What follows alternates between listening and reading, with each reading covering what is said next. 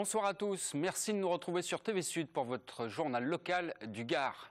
À Nîmes, c'était hier soir le grand oral économique. Transport, budget, aménagement de la ville, autant de thèmes proposés où une liste présente à l'élection municipale avant le premier tour qui aura lieu le 23 mars. Face à eux, 200 chefs d'entreprise en attente d'informations.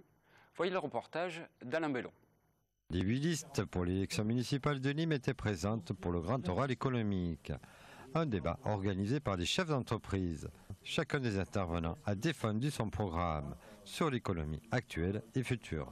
Nous, ce qui nous intéresse, c'est la vision de chacun des candidats sur leur avenir en matière de développement économique, de fiscalité, d'infrastructure, puisque c'est quelque chose qui est essentiel pour la survie et le développement de nos entreprises. Ils étaient un peu plus de 200 chefs d'entreprise en attente de l'information sur les projets de développement économique.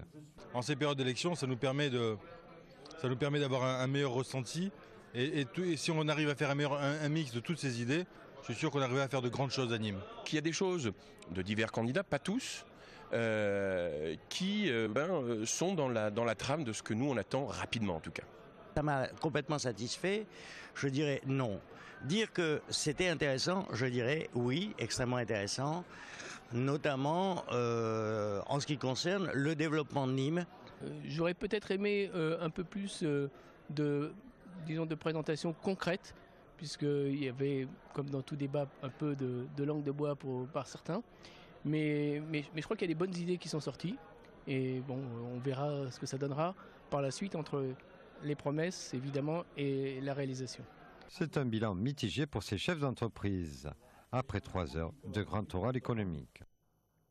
Je vous rappelle que le premier tour aura donc lieu le 23 mars. En cette période de vacances scolaires, nous craignons souvent de voir nos enfants s'ennuyer. Plus d'arbres pour la vie est une action de la Fondation européenne pour l'éducation à l'environnement. Les enfants des centres aérés nîmois ont participé à une journée de sensibilisation à la nature et ont même pu planter des arbres. Alain Bellon aussi. Ça sert un arbre. Ça sert des fois... Plus d'arbres pour la vie est une action qui a permis de sensibiliser des enfants âgés de 3 à 11 ans sur l'utilité des arbres au quotidien. C'est très symbolique de faire planter de petits plants d'arbres à des enfants, de leur expliquer qu'ils vont grandir en même temps qu'eux, que c'est grâce à ça qu'ils vont avoir de l'oxygène, que c'est nécessaire à la vie sur Terre. Des fois, ils sont un peu réticents à mettre les mains dans la terre, ils trouvent ça sale. Et justement, après, ils comprennent que c'est un amusement et que c'est ce qu'il y a de plus naturel. Donc c'est là que c'est important de recréer un lien entre les enfants et la terre à travers le jardinage et leur montrer que c'est nécessaire. Au cours de cette journée, 150 arbres ont été plantés. Les enfants venus de différents centres aérés de Nîmes ont pu faire d'autres découvertes. Tout ça a enchaîné sur des stands autour de la nature, la découverte de l'arbre, la découverte de la plantation, la découverte du goût.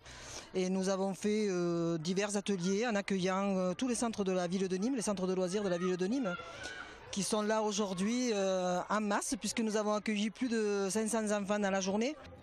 La courbe-branche, l'ornithologie était aussi de la partie. Mais rien ne remplace pour découvrir un lieu une bonne promenade en poney. Et puis dernière information, l'avion des joueurs de foot de Nîmes n'a pas pour l'instant pu décoller pour se rendre en Bretagne. Il est bloqué par le brouillard breton. On vous en dira plus dès que nous en saurons plus. En attendant, c'est la fin de ce journal. Merci de l'avoir suivi. Retour de l'actualité dès ce soir sur votre chaîne locale à 20h30 avec l'info de votre région. Passez une très belle soirée sur TV Sud.